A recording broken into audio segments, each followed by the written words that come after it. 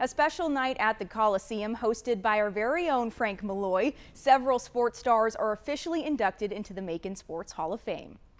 First, 28 high school athletes were honored as the Scholar Athletes of the Year. It takes a lot to be a standout player and student, so congratulations. Then the latest names to find themselves on the plaque were announced. Eric Manuel, a star on the local SEC and NAIA basketball court.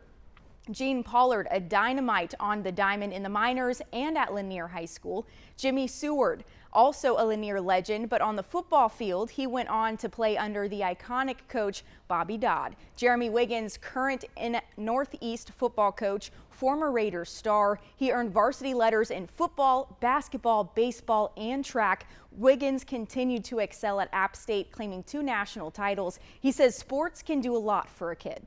Sport does a lot for you, people, bringing them together, and we need more of that in the world, so I'm very passionate about that. Any player dream to go back to where they play, the alumni, and coach, and be able to do good as a player, then come back and do good as a coach. That's just the icing on the cake.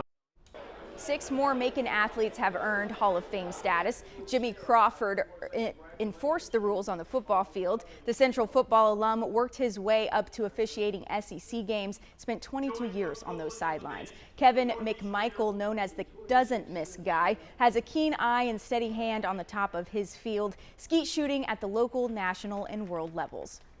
Marty Allman, another Lanier legend, represented by his sister tonight. Allman showed out on the court and the field, suiting up for the LSU Tigers on the hardwood in college. Morgan Johnson Folk, former FPD Viking and state champ, turned Valdosta State softball star and national champion.